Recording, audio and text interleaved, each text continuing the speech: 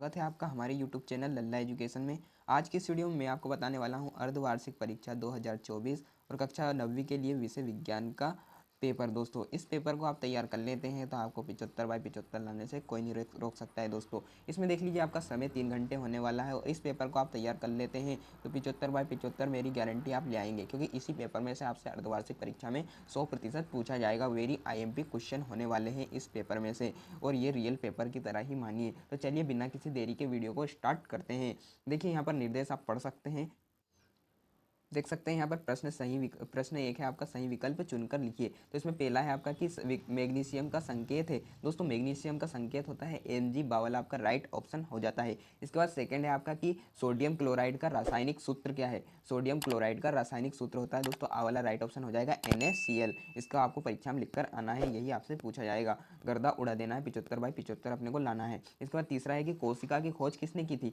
तो कोशिका की खोज दोस्तों सवाल आपका बिल्कुल सही ऑब्जेक्टिव हो जाएगा। क्या रॉबर्ट हुक ने की थी। दोस्तों किसने की थी, रॉबर्ट हुक ने। इसके बाद अगले क्वेश्चन की ओर बढ़ते हैं। चौथा है आपका, देखिए यहाँ पर ये चौथा है कि किसी m द्रव्यमान की वस्तु जिसका वेग v है का संवेग होगा। क्या होगा दोस्तों, दावल आपका बिल्कुल सही हो जाएगा, mv आपका संवेग हो जाएगा, दावल आपका राइट ऑप्शन हो जाएगा। इसके बाद है कोविड-19 रोग फैलता है, कैसे फैलता है दोस्तों, ये वायरस से फैलता है। इसके बाद ये आपका अवाला बिल्कुल राइट ऑप्शन हो जाता है। इसके बाद छठा है कि कोशिका की आत्महत्या की थैली कहलाती है। कोशिका की आत्महत्या की थैली कौन सी कहलाती है दोस्तों, लाइसोसोम। दोस्तों कौन सी, लाइसोसोम आपका राइट ऑप्शन हो जाएगा। इसके बाद अगले क्वेश्चन की ओर बढ़ते हैं। तो अगला है आपका कि पौधों का रंग हरा रंग होने का कारण है। पौधों का हरा रंग होने का क्या कारण है दोस्तों, क्लोरोफिल। वह आपका राइट ऑप्शन हो जाएगा क्लोरोफिल, ठीक है। इसके बाद अगला है कि आठवां रक्त ऊतक है। रक्त कौन सा ऊतक है दोस्तों, तो वो है आपका संयोजी ऊतक। संयोजी ऊतक ये आपका राइट ऑप्शन हो जाता है। तो अपन ने एक ऑब्जेक्टिव यहाँ पर कंप्लीट कर लिए। अगर आपने हमारे यूट्यूब चैनल को अभी तक सब्सक्राइब नहीं किया है तो दोस्तों सब्सक्राइब कर लें और लाइक शेयर अपने दोस्तों के साथ भी सेंड कर दें, ताकि उन्हें भी इस पेपर से बहुत फ़ायदा मिल सकता है। अगर इसे आप तैयार कर लेते हैं तो आपका 75 बाई 75 के अंक तैयार हो जाएंगे। तो इसे आप तैयार कर लेना, हल्के मत लेना इस पेपर को, ठीक है। इसके बाद अगले क्वेश्चन की ओर बढ़ते हैं।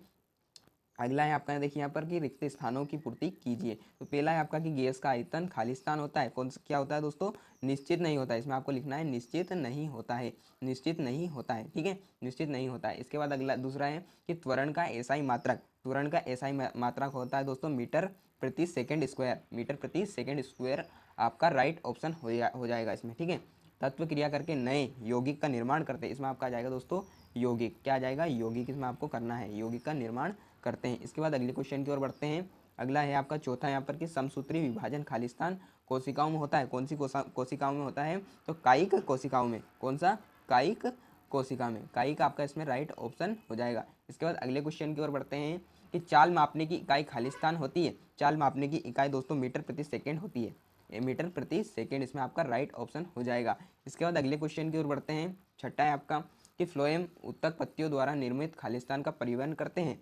काय का परिवहन करते हैं दोस्तों, भोजन का परिवहन करते हैं। इसमें आपको लिख देना है भोजन, ये आपका बिल्कुल करेक्ट हो जाता है। इसके बाद सही जोड़ी बनाइए। प्रश्न क्रमांक 3 है आपका, सही जोड़ी बनाइए।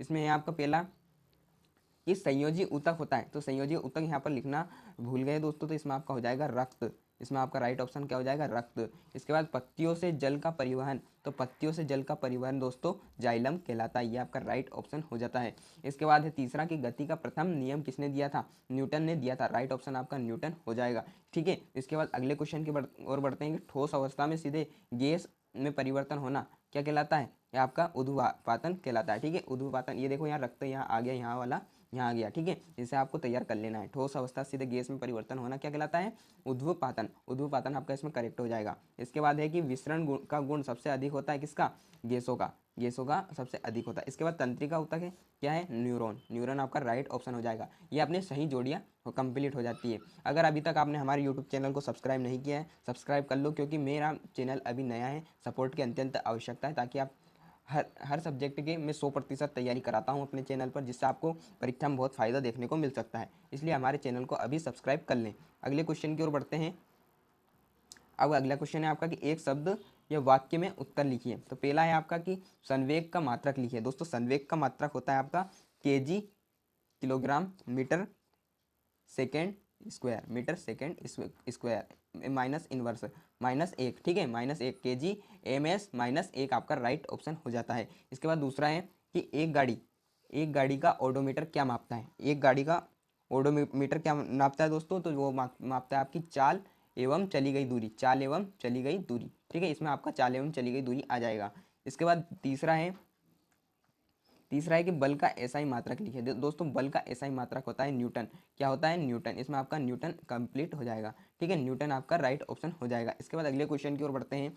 चौथा है आपका कि किसी वस्तु का जड़त्व किस पर निर्भर करता है, तो इसमें उसके द्रव्यमान पर निर्भर करता है। द्रव्यमान आपका राइट ऑप्शन हो जाएगा। दोस्तों पूरा प्रश्न क्रमांक 1 से 23 तक पूरे हल करवाएंगे, अभी वीडियो के अंत तक बैठे रहिएगा, कहीं हिलिएगा नहीं, ठीक है। इसके बाद पांचवा है उस ऊतक का नाम लिखिए जो हमारे शरीर के गति के लिए उत्तरदायी है, तो इसमें आपका हो जाएगा पेशीय ऊतक, ठीक है, पेशीय ऊतक, पेशीय ऊतक इसमें आपका राइट ऑप्शन हो जाएगा, ठीक है। इसके बाद अगले क्वेश्चन की ओर बढ़ते हैं। सत्य में आपका पहला कि गैसीय अवस्था में कणों की गति अनियमित और तीव्र होती है, तो बिल्कुल सही बात है, तीव्र होती है, ये आपका राइट ऑप्शन हो जाता है। मिश्रण में एक से अधिक पदार्थ अनिश्चित अनुपात में मिले होते हैं, ये आपका असत्य हो जाएगा, ठीक है। इसके बाद तीसरा है कि कोशिका जीवन की संरचनात्मक इकाई नहीं है। दोस्तों संरचनात्मक इकाई है, तो ये आपका यहाँ पर नहीं है, तो ये आपका असत्य हो जाएगा, ठीक है।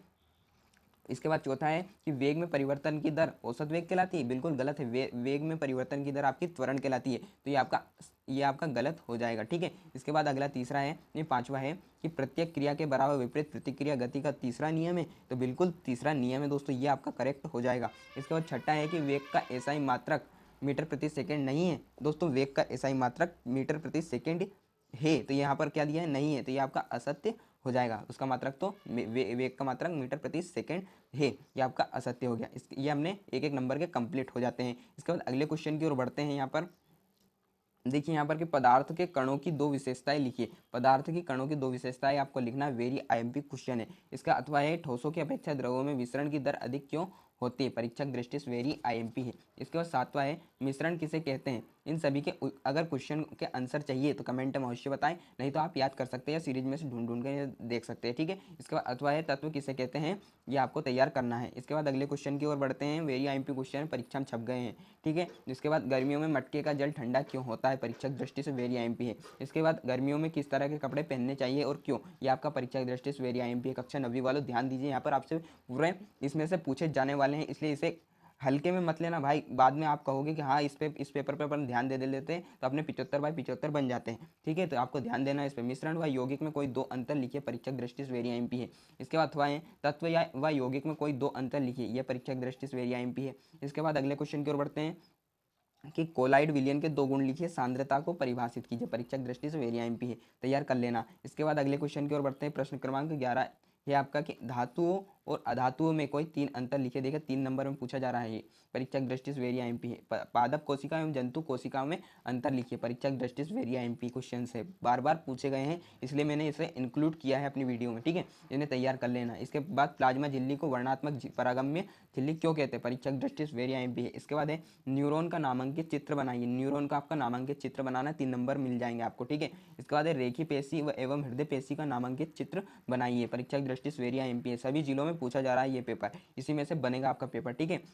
इसमें से बहुत सारे प्रश्न पूछे जाएंगे आपके पेपर में, तैयार कर लेना। इसके बाद एक चाल एवं विवेक में अंतर लिखिए, परीक्षक दृष्टि से वेरी आईएमपी है।